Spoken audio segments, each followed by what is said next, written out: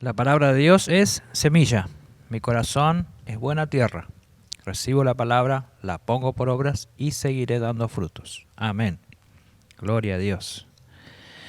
Hablar con Dios, la oración, es un privilegio maravilloso que tenemos todos los hijos de Dios. Pero debo decir que lamentablemente, debido a pensamientos religiosos o de mala interpretación de la palabra, mucha gente que sinceramente ora al Señor no disfruta de esa relación, no disfruta de ese privilegio que tenemos de hablar con Dios. Por eso ahí, a través de la palabra, quisiera traer luz en este tema acerca de lo hermoso que es, y especialmente en este tiempo que estamos bajo la gracia, a través de la obra que hizo Cristo en la cruz, lo hermoso que es el privilegio que tenemos de hablar con Dios. Primera de Tesalonicenses, capítulo 5, verso 17, dice así la palabra: orad sin cesar. En otra versión dice: oren en todo momento. Y en otra versión dice: nunca dejen de orar. Se puede orar continuamente, se puede orar sin cesar, se puede orar sin dejar de hacerlo. Vamos a verlo a través de la palabra. Quiero poner un ejemplo personal. Les conté la otra vez que este mes, mayo de este año 2021, cumplimos con mi esposa 40 años de casados. Y entonces, gracias a Dios, tenemos una buena relación. Y debo decir gracias a Dios, porque sé que la gracia de Dios es la que nos ha ayudado. El poner en práctica principios de la palabra, el tener la bendición de estar en su camino, fue que nos dio esta bendición de poder tener una relación que lleva 40 años de casados y seguimos enamorados. Gloria a Dios. Tenemos una buena relación, dije, y uno de los pilares, la otra vez había compartido algunos consejos que pensé que les podría servir a aquellos que escuchan. Y uno de los pilares de una buena relación es un buen diálogo. Un matrimonio, para que funcione, una familia para que funcione, tiene que haber un buen diálogo. Y no se trata de hablar mucho o poco, sino de que se hable sin engaños, sin miedo, sin culpa, con toda confianza y especialmente conociéndose, porque a esta altura debo decir que nos conocemos muchísimo con mi esposa, a tal punto que podemos llegar a suponer lo que está pensando el otro, ¿sí? Porque nos conocemos muchísimo, debido a que hubo siempre un buen diálogo. Ahora, pensar que para mí es una obligación hablar con mi esposa sería errado. O sea, no es una obligación o un deber, tengo que hablar con mi esposa. Tampoco es un esfuerzo, tengo que esforzarme para comunicarme con ella 1 hora por día, 2 horas por día, 3 horas por día. Tampoco tiene que ser un ritual 2 o 3 veces por semana. El diálogo es algo que está continuamente en nuestras vidas, como pareja. Seguramente a usted también le pasa. Es un deleite poder hablar y escuchar a la persona que amo. Y mi esposa piensa lo mismo, obviamente. Entonces, este ejemplo lo pongo para que hablemos ahora de lo que es hablar con Dios. Porque hablar con Dios es hablar con una persona amada y obviamente saber que Dios nos ama con un amor eterno. La oración, la definición de oración, la conocemos desde que vamos a la escuela bíblica de niños. Orar es hablar con Dios. Pero la religión ha hecho de la oración un castigo. O sea, no hablamos en este momento de la iglesia evangélica, pero la religión, la religión oficial, convirtió la oración como un castigo, como una penitencia. La gente va hasta ahora a las iglesias, confiesa sus pecados y el sacerdote lo manda como penitencia a orar, a rezar 3 Padre Nuestro y no sé, ¿no? O sea que la gente entiende en su mente que orar es un castigo, es una disciplina, es una penitencia. Y la iglesia evangélica, si bien no tiene ese pensamiento, hay pensamientos que sí ha tenido y hasta ahora tiene, que enseñó la oración como una obligación. Tenés que orar, hermanos, tenés que orar. Yo cuando era niño y joven me inculcaban siempre la idea, hay que orar, y uno se crea una obligación, el hecho de orar. Tenemos que orar incansablemente, y entonces uno va pensando que la oración es una obligación. Yo recuerdo que cuando era muy joven había hecho el compromiso personal de orar 1 hora por día, o creo que eran 2 horas por día. Y obviamente hubo días, muchos días que no llegué a ese horario, y entonces me iba anotando lo que debía. Entonces tenía anotado por allí, debo 3 horas, debo 5 horas, debo 10 horas. Entonces cada vez que iba a orar, más bien me invadía la culpa de estar en deudas con Dios que de disfrutar la oración. Entonces, ¿por qué? Porque habíamos pensado que la oración era una obligación o un esfuerzo que debíamos hacer, o un ritual. Si la persona piensa que orar es solamente un momento, que estamos en la iglesia en este momento que no tenemos el templo abierto, entonces mucha gente se sentirá culpable. Si pensar que orar es solamente un momento que yo dedico, como es bíblico, cerrar la puerta y orar al Señor, y si pienso que luego de eso ya terminó mi tiempo de oración, entonces les quiero decir en esta noche que la oración es mucho más que eso. La oración es mucho más, porque lo acabamos de leer en la palabra, debemos orar sin cesar. O sea, tampoco es algo que se limita a la iglesia, como dijimos antes, a un cuarto de oración, porque hoy no podemos asistir a la iglesia, pero la oración es más que eso. No está mal, quiero aclarar que no está mal que usted se tome un tiempo para orar. Yo sé que hay gente que ora mucho en el sentido de que dedica horas para orar, pero ¿qué diríamos de una mamá que tiene varios niños pequeños? ¿De dónde saca tiempo para apartarse a solas en su cuarto a orar 1 o 2 horas por día? Entonces, si la oración fuera solamente eso, obviamente habría muchos pensamientos de culpa en una mamá, en un hombre ocupado, que si la oración fuera solamente eso. Pero, por así, no está mal que haya tiempos de oración, y si usted puede hacerlo, gloria a Dios, pero la palabra nos dice que debemos orar sin cesar, como decía ahí al principio, en todo momento, sin interrupciones, y gracias a la obra que hizo Cristo en la cruz, eso es posible hoy.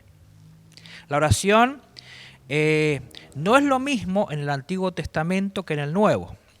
Esto es lo que vamos a ver hoy. La oración no es la misma, porque Cristo hizo la diferencia. Hay una gran diferencia. Dios no cambia. Cuando hablamos acerca de eso, que Dios cambió su forma de tratar con la persona, hay gente que dice, no, pero Dios no cambia nunca. No, Dios no cambia, pero la relación o la comunión de Dios a las personas o con las personas cambió rotundamente cuando vino Cristo, porque Cristo estableció el nuevo pacto. Hay diferencia entre el Antiguo Pacto, el Viejo Testamento y el Nuevo Testamento a partir de que vino Cristo, y especialmente acerca de la oración. Primero, a diferencia de toda la gente del Antiguo Pacto, del Antiguo Testamento, a diferencia de todos ellos, nosotros hoy, si aceptamos a Cristo, somos hijos de Dios. Jesús enseñó cuando Él vino algo que a nosotros nos parece normal, la oración del Padre Nuestro, pero para la época y para los discípulos esto era algo increíble, para los judíos era algo increíble, que Jesús diga, oren a Dios y díganle Padre Nuestro, porque nadie conocía a Dios como Padre. Conocían a Dios como el Altísimo, como el inalcanzable, como el innombrable, como alguien que era muy difícil de acceder, y Jesús está haciendo, oren diciendo papá, oren diciendo Padre Nuestro. Entonces este concepto de traer a Jesús, que trajo Jesús a Dios como Padre, era nuevo para aquella época. Entonces el Señor Jesús enseñó acerca del Padre Nuestro. ¿Por qué? Porque cuando Él iba a la cruz, cuando Él enseñó el Padre Nuestro, todavía no había ido a la cruz, pero Él sabía que al ir a la cruz iba a pasar lo que dice Juan capítulo 1, verso 12. Dice, mas a todos los que la recibieron, los que creen en su nombre, les dio potestad de ser hechos hijos de Dios. Por decir, en el Antiguo Pacto no había hijos de Dios, había siervos, pero no había hijos. Hoy a través de Cristo todos somos hijos de Dios. Cuando Cristo viene al mundo es único hijo. De tal manera amó Dios al mundo que ha dado su único hijo. Pero a través de Cristo, hoy todos los que aceptan son hijos de Dios. La gente del Antiguo Testamento se relacionaba con Dios como siervos. Entonces, la oración que hacían eran oraciones de siervos. Hoy nos relacionamos con Dios como hijos amados. No solamente como hijos, sino como hijos amados. Los siervos se relacionan con su patrón en base a sus obras. Para que un empleado pueda acceder a su patrón o algún beneficio o pueda pedirle algún beneficio, debe siempre poner por delante sus obras. Para decir, yo merezco, no sé, un aumento porque estoy desempeñando bien mi tarea. O bien el patrón va a ver el desempeño de su empleado y va a decir, este merece porque se está desempeñando siempre en base a obras. Esa es la relación que tiene un siervo con su patrón. La relación que había en el antiguo pacto era una relación de obras y por eso había que hacer sacrificios continuamente para tratar de agradar a Dios. Pero sin embargo la relación de hijo cambia. La relación de hijo no tiene que ver con comportamiento sino con posición. Al ser hijos de Dios, entonces nuestra relación cambia. El hijo se relaciona con el padre en base a su posición. Romanos 8, 15 y 16 dice, pues no habéis recibido el espíritu de esclavitud para estar otra vez en temor, sino que habéis recibido el espíritu de adopción, por el cual clamamos Abba Padre. Abba Padre significa papá mío o papito mío. El Espíritu mismo da testimonio a nuestro espíritu que somos hijos de Dios. El Espíritu mismo da testimonio, o sea que el Espíritu Santo de Dios está dentro de nuestro espíritu y Él da testimonio de que somos hijos de Dios. Antes que venga Cristo, el hombre se relacionó con un Dios externo. O sea, la relación que tenía, la oración que tenía las personas con Dios era orar a alguien externo. Adán habló con Dios, pero Dios estaba externamente. Moisés, Abraham, Noé, Elías, hablaban con un Dios externo. Por eso la presencia de Dios había que buscarla en lugares específicos, en el tabernáculo, el templo, haciendo un sacrificio. Y cuando había pecado, la presencia de Dios se retiraba.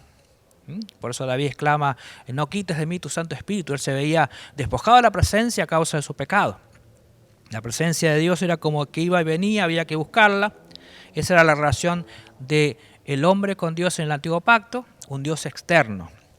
Pero a través de Cristo tenemos un Dios interno. Él dijo, yo voy a venir y voy a hacer morada en ustedes. Lo tenemos a Dios adentro. Es increíble, pero es verdad, lo dice la palabra. Hay muchos versículos. Les menciono uno, Romanos 8:11, dice, si el espíritu de aquel que levantó de los muertos a Jesús mora en vosotros, el que levantó de los muertos a Cristo Jesús vivificará vuestros cuerpos mortales por su espíritu que mora en vosotros. 2 veces lo dice para que podamos entenderlo. Cuando aceptamos a Cristo, la presencia de Dios, ese Dios externo viene a morar dentro de nosotros. Entonces ahora tenemos un Dios interno, tenemos a Dios dentro nuestro. El Espíritu Santo mora dentro de nosotros. Nada puede impedir la comunicación a través de la oración con un Dios que habita en nosotros. A veces pensamos que hay barreras que impiden que podamos orar. ¿Qué puede impedir que yo pueda orar a Dios si lo tengo adentro? ¿Qué puede impedir que vos ores a Dios y hables con Él si está dentro tuyo? No hay impedimento, no hay cielos cerrados, no hay demonios, no hay diablo que pueda impedir ese diálogo que puedes tener con Papá Dios. Gloria a Dios, aleluya. Nadie puede impedir la comunicación a través de la oración sabiendo que Dios habita en nosotros. Por lo que Cristo hizo, somos dignos de presentarnos delante de Dios. Otra cosa que a veces nos pasa cuando nos presentamos en oración, pasan por nuestra mente pensamientos de que no somos dignos. Entonces, nuestros errores y debilidades no impiden que Dios nos vea perfectos, santos, justos en nuestro espíritu por lo que hizo Cristo. Por la obra que hizo Cristo, Dios hoy nos ve perfectos. Lo dice Hebreos 10:11. Dice, ciertamente todo sacerdote está día tras día ministrando y ofreciendo muchas veces los mismos sacrificios, que nunca pueden quitar los pecados. Eso pasaba en el antiguo pacto, en el Antiguo Testamento. Pero Cristo, escuche bien, pero Cristo, habiéndose ofrecido una sola vez y para siempre, un solo sacrificio por los pecados, se ha sentado a la diestra de Dios, porque con una sola ofrenda hizo perfecto para siempre a los santificados. Y nos atestigua el mismo Espíritu Santo, porque después de haber dicho, este es el pacto que haré con ellos, después de aquellos días, dice el Señor, pondré mis leyes en sus corazones y en sus mentes las escribiré.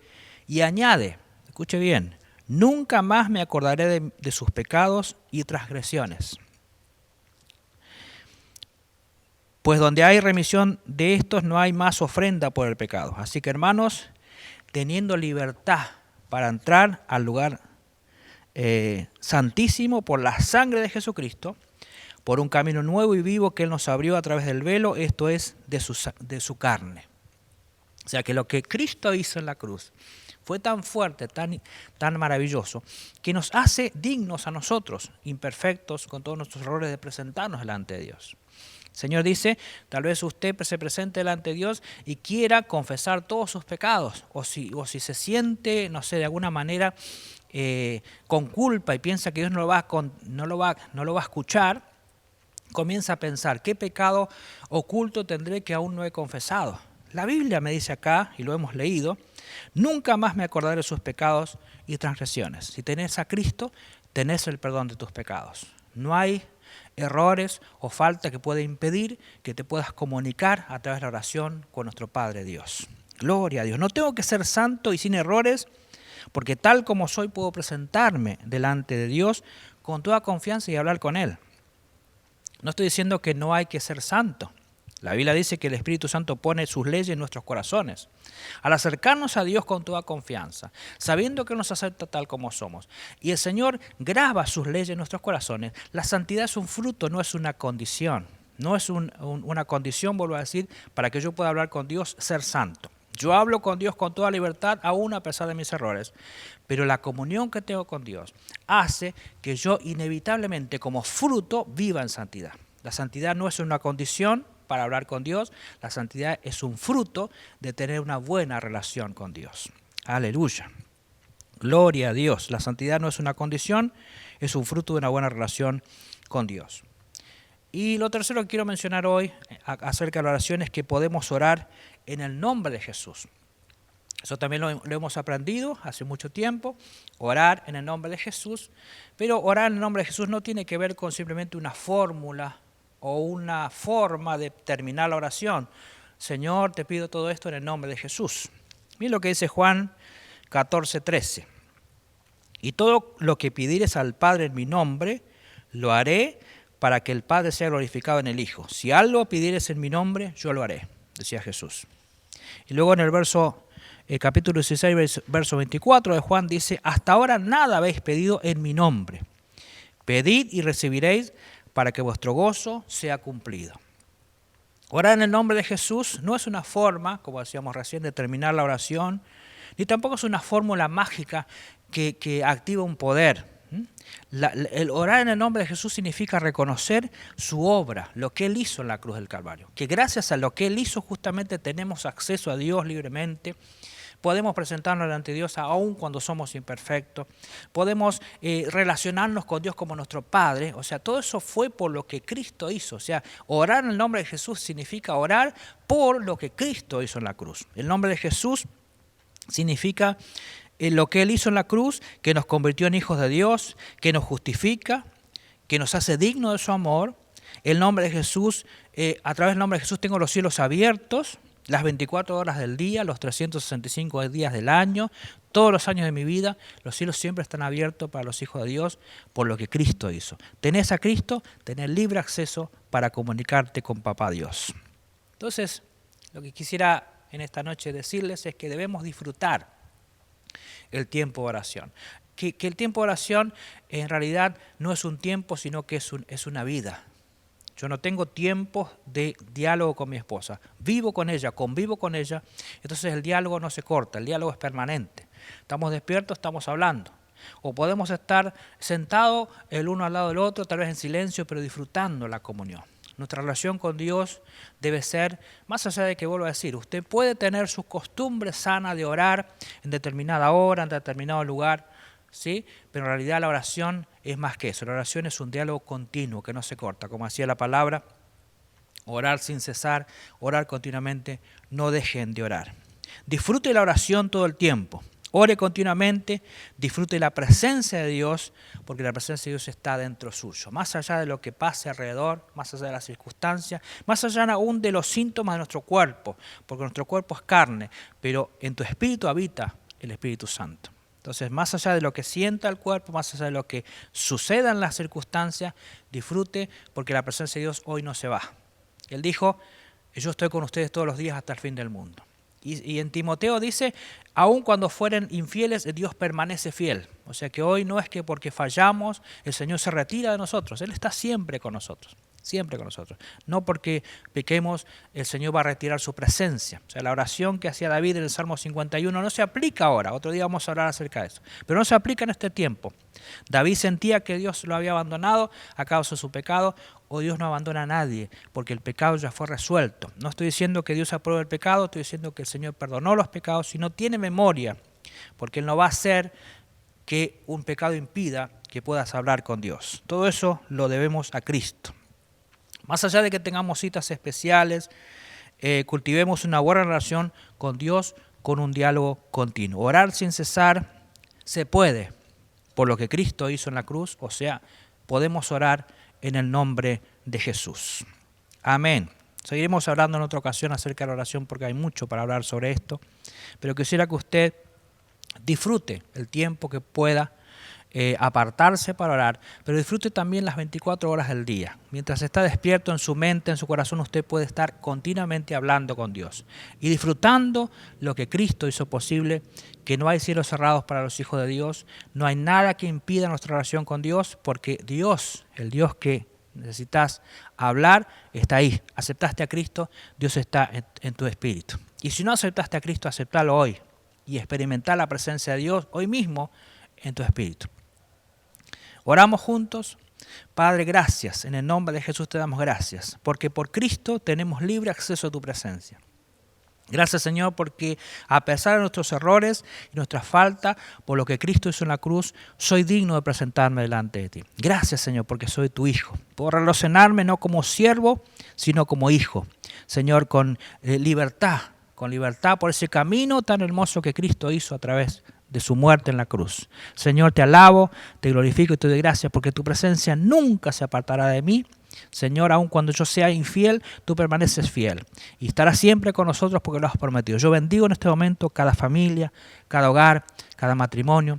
Bendigo a aquellas personas que sinceramente han orado, pero sentían culpa, que hoy entiendan por la palabra que por lo que Cristo hizo y en el nombre de Jesús tenemos libre acceso para hablar con papá y hacerlo con total libertad. Bendigo a aquellos que estén, Señor, pasando algún problema, alguna dificultad, que su fe en esta hora crezca a través de la palabra y puedan experimentar todo lo que hizo Cristo en la cruz. Salvación, sanidad, liberación y vida eterna. En el nombre de Jesús. Amén y amén.